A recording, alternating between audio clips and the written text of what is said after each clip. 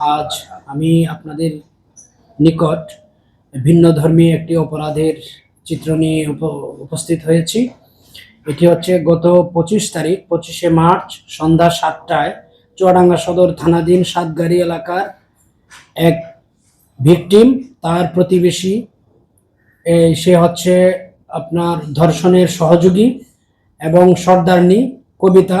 সে তার ভিকটিমের পার্শ্ববর্তী প্রতিবেশী ছিল এবং তার পূর্ব পরিচিত এবং ঘনিষ্ঠ সম্পর্ক ছিল। সেই সম্পর্কের সূত্র ধরে তাকে ফুসলিয়ে এবং প্রলোভন দেখিয়ে অন্যান্য আসামি মিজান, সামাদ, আদম, শাহজাহান, আব্দুল সালাম তাদের সহযোগিতায় তাকে এই চুয়াডাঙ্গা জেলার আলমডাঙ্গা থানাধীন খাদিমপুর বেলদারি ফাঁকা মাঠের আম বাগানে নিয়ে যায় ইজি বাইকে করে। সেখানে গিয়ে আসামি মিজান এবং আদম এই ভিকটিমকে উপর্যুপরি ধর্ষণ করে। আইনগত বিধিনিষেধ থাকার কারণে ভিকটিমের নাম পরিচয় আমরা এখানে বলছি না।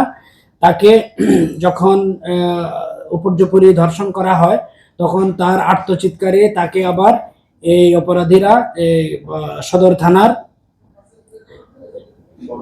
বড়বাজার এলাকায় ইজি বাইকে করে তাকে নামিয়ে দিয়ে যায়।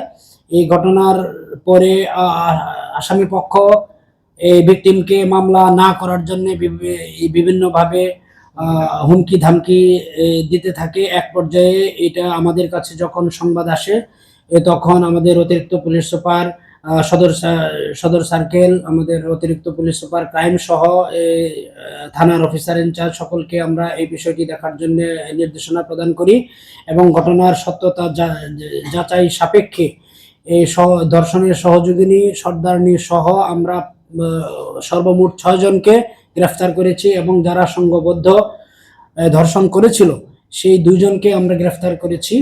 এই হচ্ছে মানে এই ঘটনার বর্ণনা। এ সংক্রান্তে এই ভিকটিমের বাবা আলমডাঙ্গা থানায় বাদী হয়ে নারী ও শিশু আইনে নিয়মিত মামলা রুজু করেছে। ধন্যবাদ সকলকে। একটি তদন্তাধীন বিষয়, ইতোমধ্যে মামলা রুজু হয়েছে, আদালতে 22 ধারা হবে, তার মেডিকেল টেস্ট হবে, তারপরে আমরা এই আসামিকে কোর্টে উপস্থাপন করব। এই কোর্টে বিজ্ঞ আদালতের কাছে সে যদি 164 করে তো আমরা এই বিজ্ঞ আদালতে আবেদন করব। এখন জোরপূর্বক ভাবে এই 164 করাতে আমরা আসলে আমরা কাজ করি না। সে স্বেচ্ছায় যদি দোষ স্বীকার করে আদালতের কাছে স্বীকারোক্তিমূলক জবানবন্দি দেয়, এটা তার ব্যক্তিগত বিষয়। আর অন্যান্য আইনগত যে সমস্ত বিষয় আছে সব কয়টা প্রক্রিয়া আমরা ধাপে ধাপে অনুসরণ করব। হ্যাঁ, প্রাথমিকভাবে আমাদের কাছে স্বীকারোক্তি স্বীকার করেছে। আর এর সাথে একটু বলে দেবেন যে এই ঘটনায় কয়জন আটক, ধর্ষণের ঘটনা সেটা একটু বলে দেবেন। এই ঘটনার সাথে সরাসরি 2 জন সংঘবদ্ধ ধর্ষণ করেছিল, তাদেরকে আমরা গ্রেফতার করেছি এবং সহযোগী আমরা 4 জনকে গ্রেফতার করেছি এবং এই ধর্ষণ কাণ্ডে সহযোগিনী যে সর্দারনি কবিতা তাকেও আমরা গ্রেফতার করেছি। মানে এই ঘটনার সাথে জড়িত সকলকে আমরা গ্রেফতার করেছি। প্রাথমিকভাবে কি জানা গেছে, স্বীকার করেছে কি? প্রাথমিকভাবে তারা আমাদের কাছে স্বীকার করেছে যে ঘটনার সাথে তারা জড়িত, সহযোগিনী সেও স্বীকার করেছে যে আমি এই কাজটা করেছি। সুতরাং ঘটনা এটা মানে সকলেই স্বীকার করেছে। অভিযান চালিয়েছে কি জেলা পুলিশটা? অভিযান চালিয়েছে জেলা পুলিশ মানে সদর থানা পুলিশ,